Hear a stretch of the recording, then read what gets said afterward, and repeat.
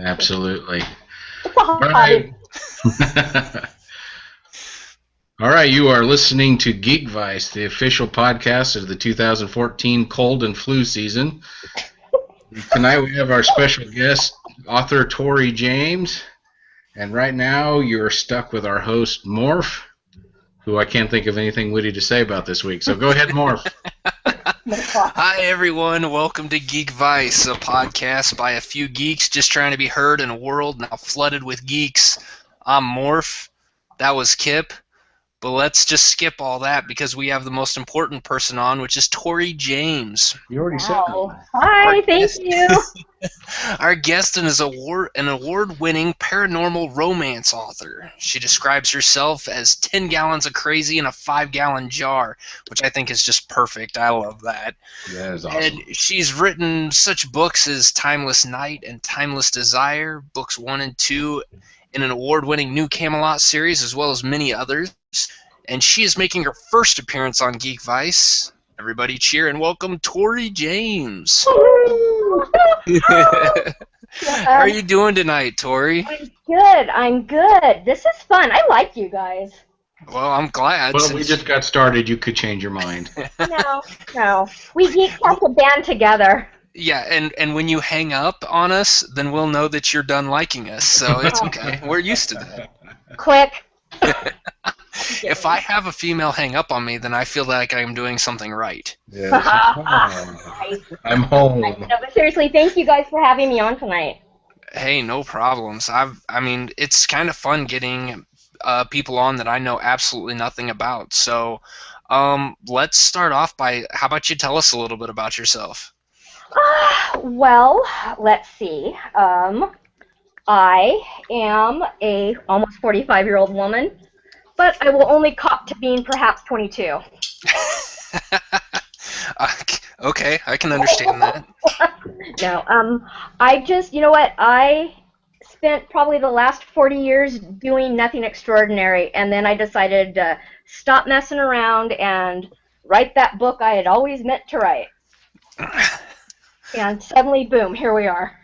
Wow, that's all it takes. You just have to write one book, and then you're voila. Well, you know what, I got lucky. I just happened to write a book that didn't suck.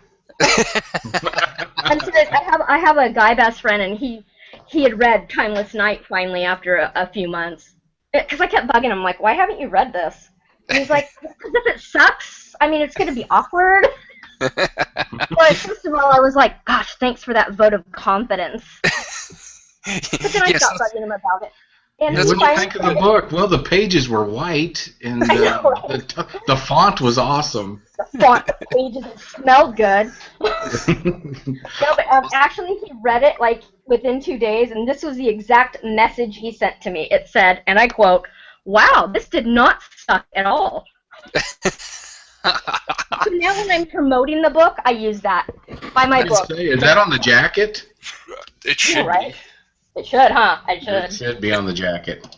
Worst case, it should be the first comment under every like online review. This book doesn't suck. This book doesn't suck. So yeah, it's a little inside joke now when I'm doing the promotionals for it. That's awesome. Yeah, that's great. Well, I'm gonna have to start watching for that now because I have not gotten into reading books. The closest I come to reading books are 22-page books with pictures in them called comics. Oh and my gosh. I've been told that if we put pictures into books that you write, that they would have to go with black plastic and only be sold to people of an age. Yes. So I haven't quite gotten into it. However, I've read your book, and she has just raved about it. So now she's following everything that you do, and thank you.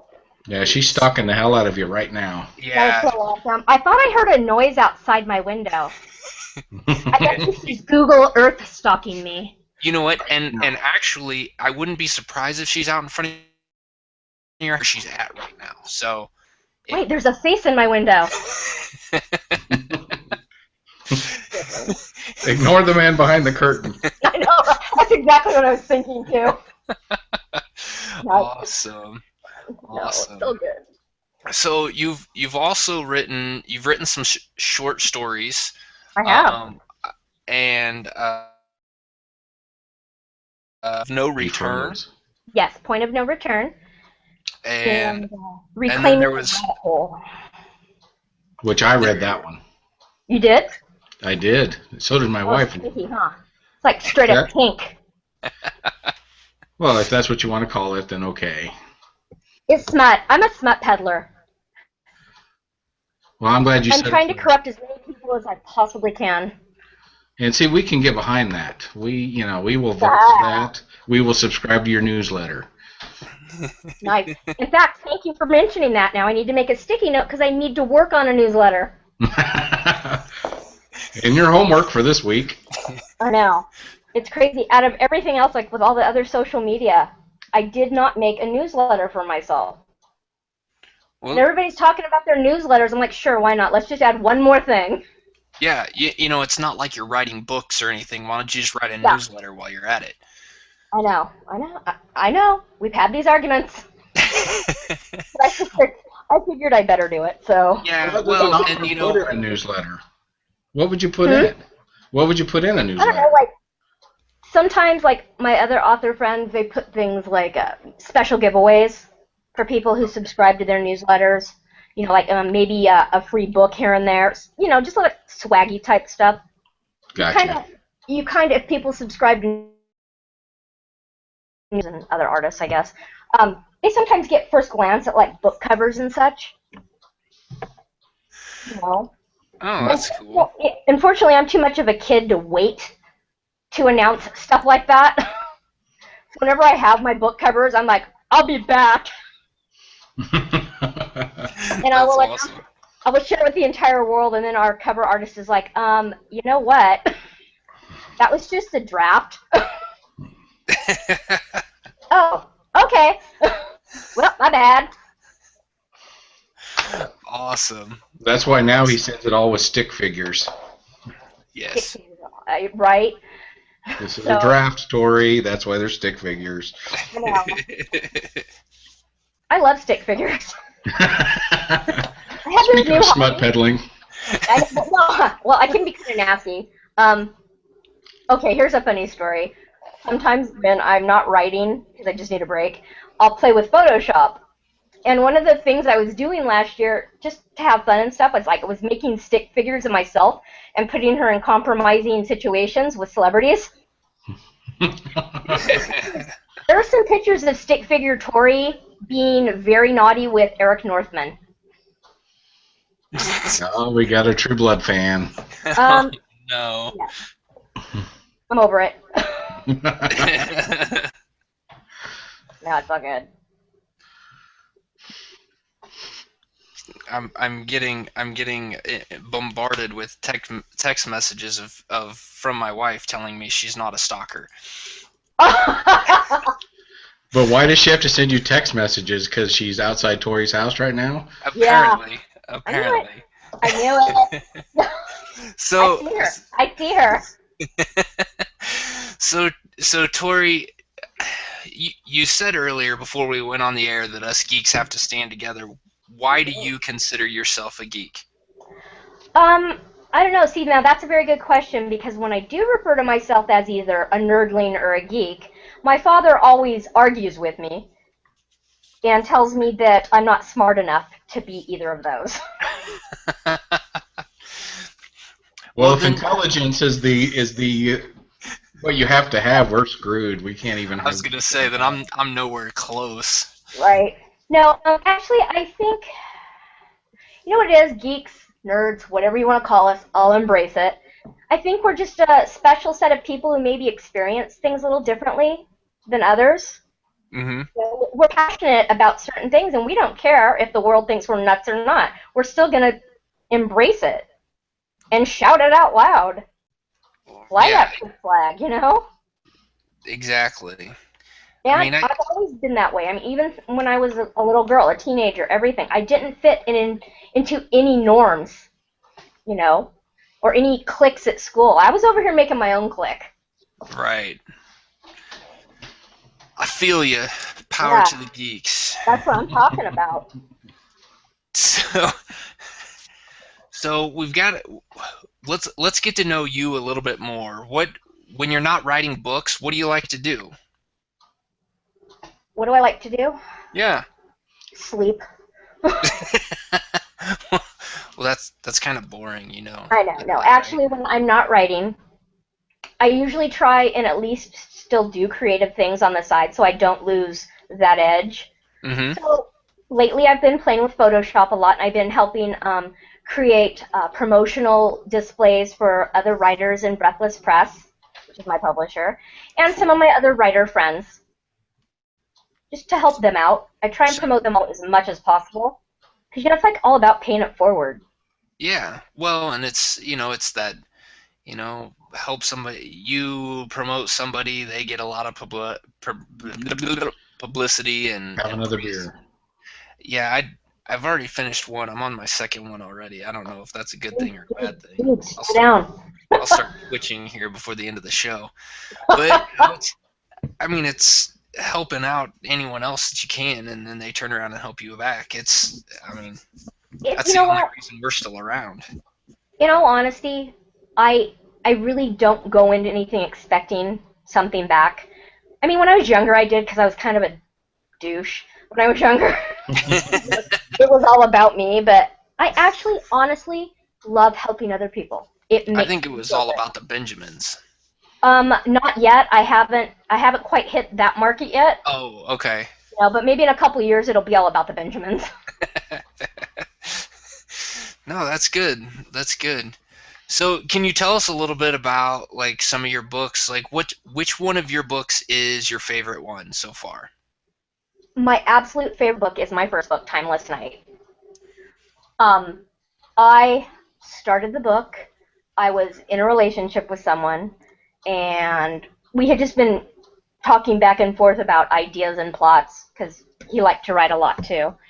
And we came up with the idea, but then he got really disinterested in it, and then we ended up breaking up anyway. And I was like, you know what? I'm going to go ahead and write this book because I never finish anything I start. I'm just going to do it. And I honestly did finish the book simply to help myself kind of heal from the whole breakup. And I honestly, in the beginning of that book, and even towards the end, I never thought I would do a sequel. I never thought about making it a series. It just happened. By the time I got to that last page, I was like, oh, this is going to be a little bit bigger than I thought. And I mean, it was an accident. And, there were so many people saying, oh my God, King Arthur, it's been done to death. Vampires, it's been done to death. I don't know that there's ever been a book that combined the two of them. There are a couple series out there. One of the biggest ones is Angela Knight. She writes about the Mageverse, and that has a lot of the Arthurian characters in it. Okay. But mine's a little different. Well, yeah. Okay. Mine. I kind of mix like the show Merlin, Harry Potter, Highlander. Yeah. I kind of got like pulled from each of those. I wanted to do something different. I wanted to do something that maybe not a whole lot of people had done at all. And in my books, I'm trying very hard to Excalibur, right? Mm-hmm. In my series, Excalibur is not a sword. It's a person. Is it a person or a body part? No, it's a person. He went there, and he will continue to go there. That's awesome. Hey, if you leave the innuendo door open, I will come barreling through myself. I'm hoping. That's what I'm praying for. So I tried to do that, and then pet peeve. I always loved Arthurian folklore, but one of the things I absolutely hated was the fact that Guinevere and Lancelot, that whole affair between them. Mm-hmm. It just bugged me for some reason. I'm like, she's not a whore, you guys. Come on. So, I did something different in my book, and I kind of used this line of thinking where it was Merlin that went out into the world and made up a lot of what we know as Arthurian folklore to draw attention away from what was really going on. So I was able to do that and make sure, because I love Lancelot. He's the lead in my first book. He's the male hero. So I did that, and then Excalibur's a person. I really kind of, I was a little scared, honestly, because I really did. There are going to be some diehard Arthurians out there that are going to hate me. I just know it. But, you know, it's about making things a little different. It's about putting your spin on something. And I ran with it. I just ran with it. No, did you create a character in that book for your ex-boyfriend and kill him off? I did not. No, I did not. What's funny? It's that question comes up a lot. Well, I think most people would have done that. They're like, all right, yeah, bastard, here you go. Okay, in all honesty, between me, you, and the world right now, I had thought about it. I really had thought, I'm going to kill this son of a bitch. But I didn't. I gave him and his girl the happy ending that I had wanted for myself. And, you know, I love that book so much, you guys. It's like, I never refer to it as my book, really, out in public. It's my firstborn. It's my baby. And I think my writing's getting better with each story I submit and each publication. Mm-hmm. But I think Timeless Land will always be my absolute favorite. Just because there's so much in it, so much of me and my friends, not just the ex, but like I base the characters on a lot of people that I know. Do you ever find that complicates things?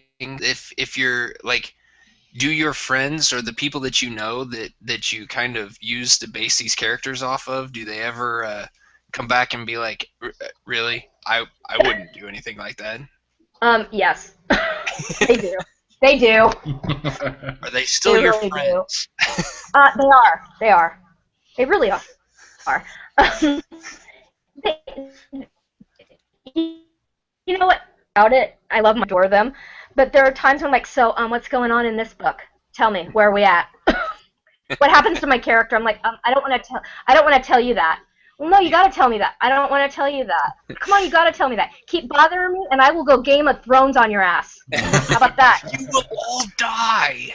You're gonna have a red wedding if you don't keep the hell up. Seriously. That's awesome. They're pretty good about it, you know. They're characters. I actually have a few of my best friends role-playing the characters on Facebook. Oh, nice. Wow. Yeah. That's dedication on Facebook. Yeah. I know. Because I was a role player. I am a role player. So I'm like a big fan of role playing. In fact, I don't think I would have considered writing again if I hadn't role played. Really? So yeah. Like, are you a tabletop role player or are you a live action role player? Live, well, over the net, like on, you know, okay. Facebook or whatever. Okay. Like the Dark Hunter, like I started out playing Dark Hunters. Okay. The Dark Hunter group, and then I went to a few independent groups, and then when the Camelot books started to kind of take off, I decided, you know what, I think I'll create a group, and if my friends want to play these characters, that's fine. Cool. That was great, because I do have a few, you know, I have a few dedicated, devoted readers, and they've all told me that that's awesome, kind of, that I have these characters out about and talking to them online sometimes. Right. So it's neat. I like it. No, that's kind of a neat idea. It is. I don't think I've ever heard that before. Well, and it's really fun for when books release, because when I throw like an online party or whatever, they'll show up as their characters. Oh, nice. And help me, you know, I'll ask them questions and they'll answer them, and we play games, and it's really a good time. I really love my friends. That's really kind of neat. So, okay, you've got Timeless Night. It's got a sequel called Timeless Desire, correct? Indeed. Yes. But what? There's more to come? Oh, yes. There are going to be 3 more books in the series. When are those coming out? Well, I just finished writing Timeless Seduction. That's the 3rd book. I need to do revisions before I submit it.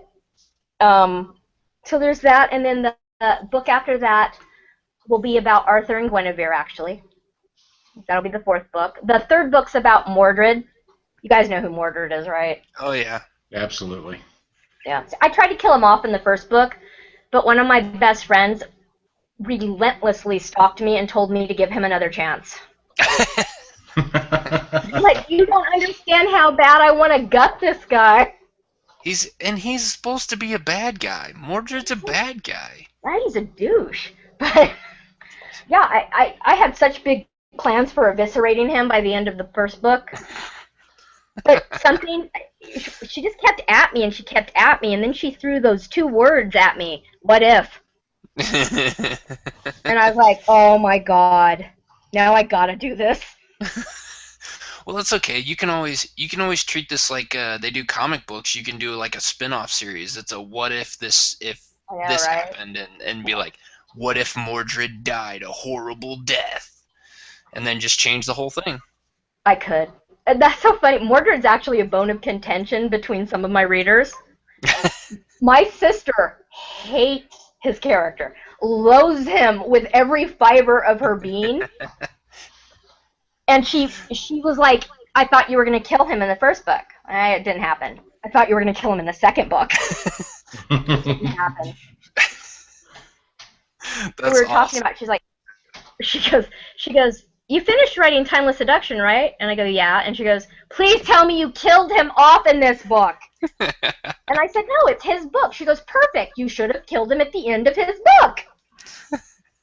It's because I killed a character she liked, so she's not going to let it go. So, yeah. But I do plan it to be a 5-book series. Awesome.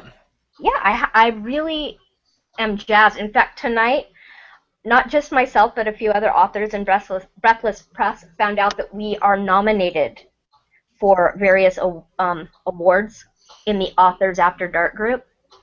Oh, cool. Pretty big indie, event. Right. So that was like kind of awesome. So you're nominated. When do you find out if you won? Oh gosh, not till next year. Not till next year sometime. Well, let's just string this out as long as possible. Let's not give these people an answer, and maybe they'll stick around longer. I don't know, maybe. I just thought it was absolutely neat because, in all honesty, after this weekend, I was sitting there thinking, well, now what? Timeless Night actually won an award. It won the Roan Award from Indie Tale magazine. Mm-hmm. And I think I experienced a moment of, wait, now what? Now where do I go? Now what do I do? Right. Does it get any better than this? Well, when HBO calls you and wants to make a series where they have a bunch of naked actors playing your characters, then you've made it. I know. And I will sit in on casting. Remember your friends at Geek Vice. We want to sit in a casting as well. No kidding. I know, right? Damn right. So, I don't know, it's just been neat. But aside from the Camelot, I am venturing out into other plot lines and stories. I've got The Point of No Return as a prequel to a bigger story I'm working on. Okay. And tell us about that. That series is about the Devil's daughter. Her name's Avon. And yes. I kind of wanted to do something different. I know a lot of books have been written that the devil's a woman and yada yada yada, but I kind of thought it would be neat to make her the only girl in a family of boys or whatever. Yeah. Because she's always got something, she's spoiled and daddy's little princess, literally. And so I just wanted, I wanted to do something different with Avon. It was hard connecting with her at first because I am not a serious person. I laugh at everything. I think everything's a cosmic joke mostly. And Avon is very business-minded.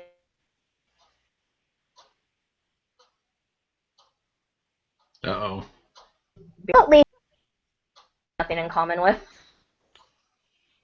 But I'm hoping it pans out. There's a lot going on there. I don't want to give too much away. Spoilers!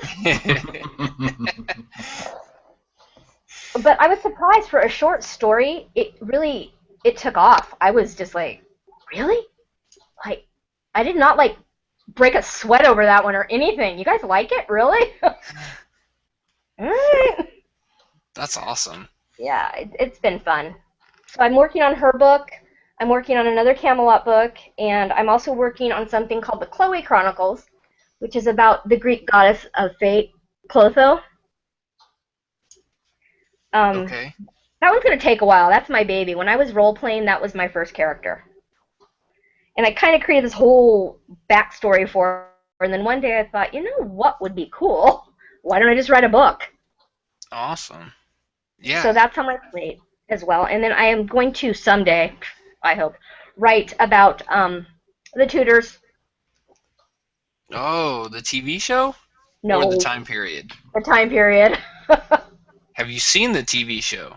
Yeah, I'm torn because the historian in me cringed through that whole series. I was like, oh my god, that didn't happen. But That series redeemed itself when Natalie then Dormer. the shallow female in me, I know, right? But then the shallow female in me was like, you know what? He looks kind of hot, though. I'm gonna let it go for now. But yeah, I have plans. That's gonna take a while though, because there's a lot of research involved on that. Well, and it's not like you've got, you don't have anything to do right now. I'm real lazy. Yeah, it sounds like it. How do you Obviously, you don't have that newsletter. Come on. Stop!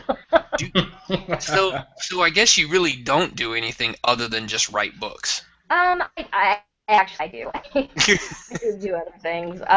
Nothing as noteworthy as writing. Just a regular life. I live with my parents, and I know 45 years old, living with my mom and dad. I asked for a basement apartment, just to complete that whole image, but denied.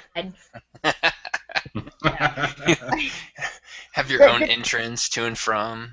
I know, I don't see the problem, but I love my family tremendously. I moved back because I had lost my job a couple of years ago, and it just seemed to be the only solution at the time. But it's a pretty good life. It's a pretty good life, and who knows? Maybe someday the writing will pay off, and I can build that basement apartment that I dream about. Complete with Magic the Gathering cards. God, I hope so. Yeah, so it's funny because everybody was going on and on about the convention. We were talking about it today, and they're like, "So Torie, what are you doing right now?" I'm like, "What am I doing right now? I flooded the friggin' laundry room. I gotta go clean it up." And I was thinking the glamorous life of an author. Yeah. Oh, housework. I know. That's why when everybody will message me like, "Oh, I know you don't have time for me anymore. You're such a big time writer right now." I'm like, "Yeah, I'm just sitting here folding clothes. What's up?"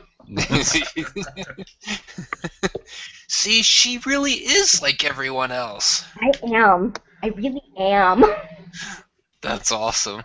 Well, you had said you went to Stanley's Kamikaze this last weekend. I did. How was All 3 days.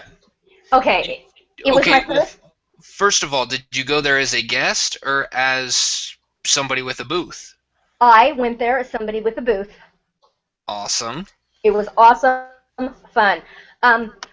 Breathless Press, that's, like I said, my publisher, I had told them about it. I said, Stanley's Kamikaze is going to be in Los Angeles. Now, I only live a few, maybe 45 minutes from Los Angeles. What if I went to represent us? And they were on board with that. And in fact, we got one of our other authors, Brandy, to come with me. And we shared duties all weekend long, Friday, Saturday, and Sunday. And we pimped the heck out of Breathless Press. It was awesome! So by pimping Breathless Press, how many booth babes did you have there? Did you have lots of people all dressed up as your characters? I mean, you know what? That would have been awesome. That totally would have been awesome. The fact of the matter is, it was Brandy, myself, and our unpaid interns, which were my sister, her husband, and her niece. Nice. So, it was real glamorous too. I'm like, go get me a Coke, man. I need a Coke right now. Must have caffeine. The best part about it was, okay, we all went into this thinking if we sell at least one book, it will be amazing. Because Kamikaze is not really geared towards books per se, but more like graphic novels and comic books, right? Yeah. We knew we were kind of taking a gamble, taking actual books, romance books, historical romance, all that stuff. But we had a prime spot. We were between the Hot Topic main stage and Stan Lee's Mega Museum. Oh, yeah. So you the really traffic, did have a lot of traffic. We did, and it was awesome. It was my first con, my first event like that, and at first I was like, I don't know how to do this, but I think survival mode kicks in at some point. And it helps that I'm not shy and actually kind of obnoxious, so... Because when you go to those things, and especially if you're there as an exhibitor, you need to make your presence known. With so many people walking by and other booths and stuff, you just got to put yourself out there. Right. And we had no problem doing that. We were, at some point on Friday, all of us were screaming at people, not screaming, but as people walked by, we were going, "Get your smut here! We got all kinds of smut for you! Word porn! This isn't your grandma's porn, this is ours!" And we were just engaging people, and even if people didn't buy things, I would have to say the whole weekend, our booth was extremely busy, with people talking to us, wanting to know what we were about. We were able to give away so many gift cards and business cards and free author swag, not just from us, but other authors from Breathless Press as well, because we were representing the entire company. Right. That's awesome. It was amazing, and there were so many great costumes there. And actually, it's so funny that you asked if we dressed up as our characters from our books. We didn't, but we saw so many people there dressed like some characters from all of our books. So we would grab them and ask them to take a picture with the book that we thought that character reminded us of a character in so-and-so's book. That's awesome. It was totally awesome. I was jazzed. There were so many knights there. So I'm like, hold my book, smile. Sign this piece of paper. It was pretty awesome. Yeah, it was. We had a really good time. I think the highlight for me was some guy dressed up as Captain Jack Harkness from Doctor Who. Oh yes. Nice. He was like, he looked so much like Barrowman. I was like, hey, hold on. He took a picture with one of my books, but he didn't want me to post the picture, like on Facebook or anything, and I'm like, you suck. I have it, and that's the important thing. But it was really neat. It's okay. You can keep that in your special stash. My special stash. So, that's pretty much how it went. Saturday was the busiest. It was just crazy on Saturday. So you said this is your first con. Are you going to try to do more of these? Are you going to start traveling for these? Or are you going to stay locally to California? Well, I'm going to probably stay locally right now. I know next spring they're having WonderCon. Mm-hmm. I've never been to WonderCon either, obviously. But it got brought up this weekend that might be a good venue for us. So we're going to talk to our publisher about seeing if myself and my friend Brandy can go to that one, and it's at the Anaheim Convention Center, which, fortunately, I live literally 5 minutes away from. Nice.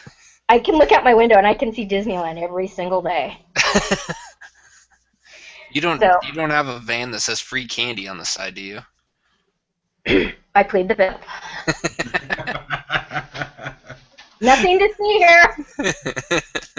Seems legit. Move along. Come on, kid. Well, they do have. If you do decide that this comic book convention racket that you're running here is a good idea, they have one out here in Kansas.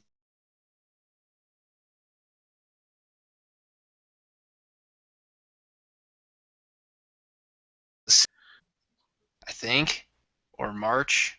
It's in March. That's cool. March. Steve Amell's going to be at this one. It's one of the months that start with M. Uh-huh. So, you could always come out, and if you come out to Kansas City, you have to let us know because we're both out here. So I totally would. There's something taking place in Florida, I think, next year we were going to look into as well. Awesome. I am all up for traveling. Florida's well, that way you can see Disneyland from your house, and then you can go somewhere hotel room. That's just awesome. You guys, you know how hard it is when you tell people, "Oh, I live by Disneyland," and they're like, "Oh my God, that's so awesome." No, not really. There's a lot of traffic. No, I wouldn't think that's awesome. I live multiple states away from Disneyland, and I'm okay with that. Really, we're multiple states away, and we're still too close. Yes, exactly. Like every night at 9, the fireworks go off, and I'm like, really, Walt, again? Fireworks? Damn it, Walt! Maybe this time it's the invasion. Nope, damn it, it's the Walt Disney. I always make my mom laugh because I'll go outside and I'll look at him. I'm like, getting real sick of his crap. I'm tired of your crap, Walt. Come on, dude. Really? There's only so much fucking happy I can take. Exactly. And people are like, "Oh my God, you must go to Disneyland all the time." I'm like, "Do you know how much those tickets are?" No, Mouse. I don't want anything to do with you. I know. I got groped by Mickey Mouse once. Yeah, sorry about that. Good one. Oh my God. Wow. I should have seen that coming, and for some reason, I still caught me off guard. Oh my God, that was hilarious. Yeah, I have not been to Disneyland in like 12 years. I don't blame you. I think I'm approaching. I think I'm 30 years. So this is my 47th year in a row without going. It's sad because I remember being a kid and being fascinated by it, and I couldn't get enough of it when I was a little girl. But now it's just so crazily overpriced. And crowded. I don't really like people. No, what? I don't either. I actually was aiming to be a hermit or a recluse writer, but then people are like, "No, you gotta go do things." No, I just get around people and then I start shaking and it just... Yeah. That's why he podcasts from his basement. Yep. Basement behind me. I'm gonna get a basement someday. Right?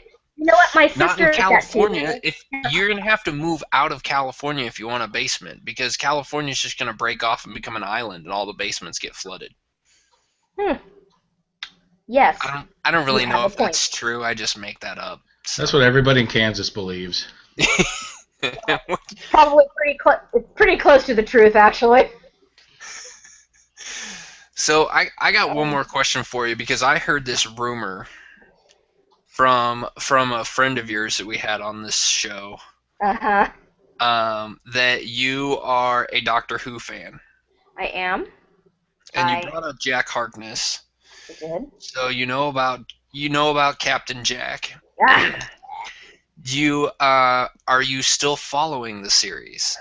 I actually have missed the last 2. I have them on DVR, but I'm one of those girls that gets up early Sunday mornings and runs to the computer and finds out things. So yeah, I keep up with it. I actually got introduced to Doctor Who when Tom Baker was the Doctor. Oh, okay. He was my first Doctor. Same here. First. So is he your favorite? For sentimental reasons, yes, definitely. My grandma was a huge Doctor Who fan. I'm like, I don't know, Grams. You got salt and pepper shakers running around threatening people. You got this dude in a Swanson's TV dinner tinfoil suit threatening people. Yeah. I'm not on board, but I actually was on board. I did lose touch with the series for a while, but about 5 or 6 years ago, I got back into it. Can you hear that noise? What is that? That is my cat trying to destroy a cardboard box. Nice. I thought maybe it was somebody trying to break into Trap you and ravish you. Well, I'm trying to convince Trevor one day to come over to your house while you're podcasting when you leave the back door open and jump in on you. He's good luck. I got guard dogs. Yeah, I saw how scary your dog is. My dogs can look into the screen. They're so big. Oh, nice. F2 dog. Yeah, they're a pain in the ass. But no, back to Doctor Who. Yes, Yeah. I'm a big fan of Doctor Who, and unfortunately, I did not get involved in Doctor Who until the current incarnation, which I say current as in the post hiatus that they ran with Christopher Eccleston. Right. I got in with him and have watched from then on. So although I like Christopher Eccleston, I have to say that David Tennant is my favorite, but I also am not that gets tied down to anything, and as long as there's a good story being told, I don't care who the Doctor is. Exactly. So I'm actually really enjoying. I watched 2 episodes last night, and I'm probably gonna get at least one more episode in tonight, because I'm about 4 weeks behind. I know that feeling. That's what happens when you have kids. You can't watch those shows. Right? I really do like the series where it's gone. I was totally Team Capaldi just for one of the reasons I think I was Team Capaldi right from the beginning was because so many were against it, and I'm like, no, I'm gonna stick with this guy. I'm challenging you all. He has to be good because everybody hates him. So, I think he's done a really good job. He has some big shoes to fill. He does. Big fez to fill. Yeah, he does, because you do have guys like David Tennant and Matt Smith who did really good jobs with the character. Right. But I think Capaldi I like his attitude that they've given him, or that he's brought to the role of the Doctor. I mean, he basically doesn't take any shit, and he's kind of he kind of reminds me of that grumpy old man, like the move. He's just this old guy that's, no, this is the way I'm gonna do it, and if you don't like it, tough shit, move on. See ya. Go on to write another TARDIS. Yeah. You wanna go travel through space and time? Go for it. See ya. I know you really want to come back and that you think this is awesome, so see ya. Yeah, no, I think each actor does bring something new to the role. I love David Tennant and Matt Smith, but both had like that goofy edge. And that was fine, that was good, because they brought that comical humor to it. But Peter's like just really, he's the Doctor. He's serious. This is a whole new yet familiar Doctor. Right. If that makes sense. Yeah, completely agree. And I'm real pleased. I really am. I'm excited to see where else they're gonna go. So you haven't seen the first half of the season finale? No. Okay, I won't tell you then. They're already at the season finale? Yeah, this past Saturday was the first half of the season finale. Well, shit, no. You need to get busy and watch these. Well, I'll be caught up by next Monday. Because now that you told me it's ending, now I really gotta get watching it. Well, I think the first season will be over, and then they always have their Christmas special. So, yeah, it's gonna be interesting.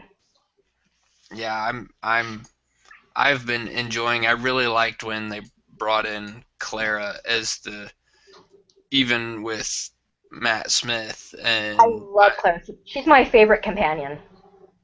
She's not my favorite, but I do really enjoy what she brings to it. My favorite is Martha. Martha, my sister loves Martha too. because she was the badass. I don't care. Like, I know how to solve things. I know how to fix things, and I could care less if you think I'm doing it wrong. Exactly. Like, I think she was probably the strongest female role in that, like, in this show that I've seen. She was definitely a very strong character. I actually also like Donna Noble, but it's disturbing when my sister looks at me and she goes, "Oh my God, you are so Donna Noble." Whatever, just telling it like it is. Yeah, that's awesome. We saw. Awesome. I was surprised at the con this or at the expo this weekend. We saw just about all the doctors. So many people showed up as dressed as all of them. And I saw like a lot of roses. I saw one River Song.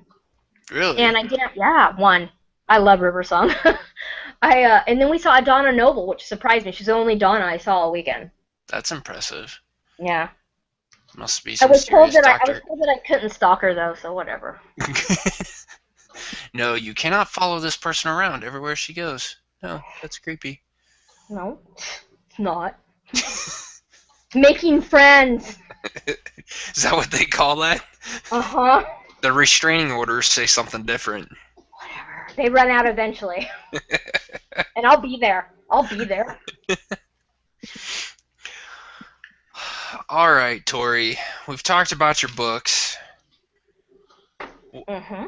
We've talked about your love of Doctor Who. Shameless. Yes. We've talked about Stanley Kamikaze. Yes. We've talked about you being a geek. I am. What else you got? Well, do you watch Gotham? Oh, are you watching Gotham? No, I'm talking to you, but it's so funny because I'm sitting here looking at the cable box, and it's like 8:17, and I'm thinking in the back of my mind, damn it, Gotham's on. Yes, and it's being recorded. Well, it's already been recorded in my place because, we're ahead of time, right now. Right. You are talking to the future. I'm so Marty McFlying it right now. I could actually right now turn on that show and have it running while we're talking. I could tell you. I could walk you through the whole thing.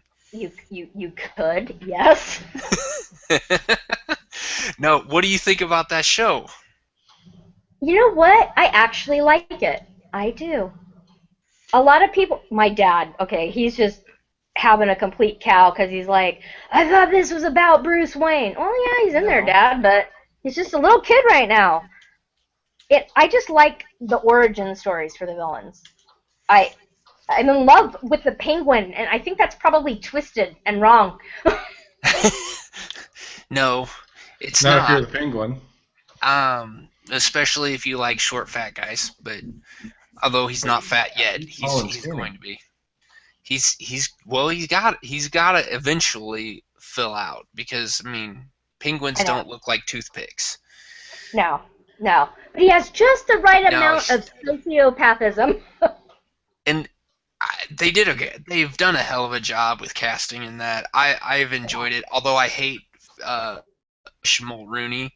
I think Jada Pinkett Smith is terrible, and I wish they would have somebody else in that role. But what's so weird is I really have liked her in the past, but this role I'm kind of on the fence about. I'm like, I don't know about this one. She's a good actress. I don't mean she's a bad actress. I don't know, for some reason she seems too heavy-handed. Like she doesn't need to be there, or she doesn't need to be as important as she comes off as thinking she is. But exactly.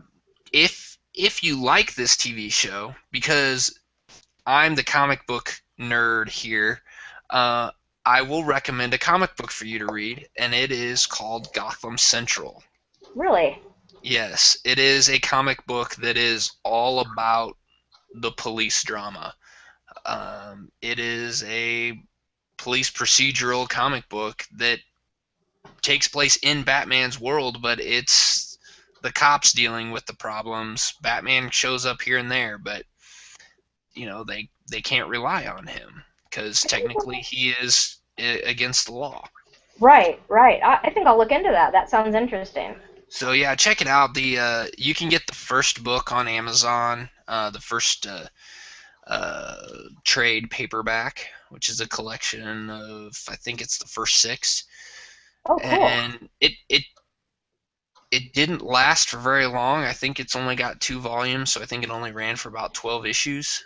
But yeah, I recommend it. Check it out. It was Cool. I called will. Gotham what? Gotham Central. Central. Yeah, I wrote that down. That's right. I Hey, just now did. what do you guys think about Sleepy Hollow? I love Sleepy Hollow. Me too. We totally addicted to that show. Watch it Some of faithfully. the cast was at the expo this weekend, and Did you stalk Tom Missing? No, he wasn't there. That's sad because I was gonna stalk him. I mean, talk to him. We didn't get to. We literally got so busy by the time I remembered that the cast was going to be doing a panel. It was already at the end of the day. I was really bummed about that. That's too bad. It is. I cried. Not a lot. A little. A little inside. A little on the inside. Yeah. But I really like Sleepy Hollow. I think it's a good little show. You know what?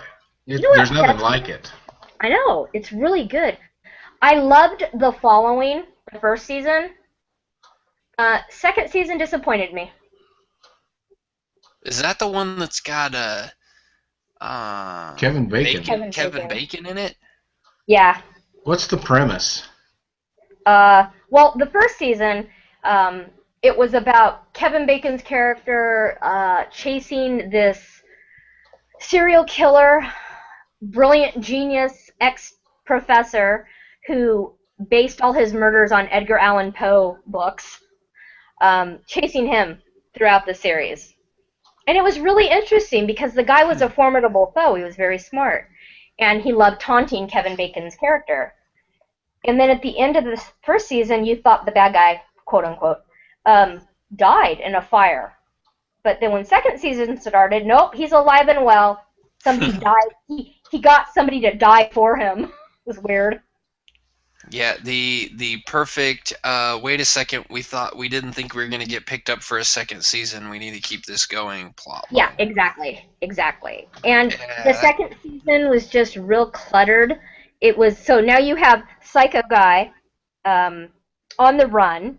You've got Kevin Bacon still wigging out about Psycho Guy, and now you got some psycho chick who thinks she's better than Psycho Guy and sets out to prove it. It was really convoluted and very disturbing. Sounds excellent. Well, it was good, but it was like you got lost so quickly. If you want to watch a TV show where you get lost, watch The Returned on Netflix. The Return? Well, it's funny that you say that because isn't it like, have you seen Resurrection? I have not. Because that sounds just like that. It probably is. The Return is French, so it's subtitled. But it's only one season, and when it ended, it was like, what the fuck? I wanted some closure. I have more questions.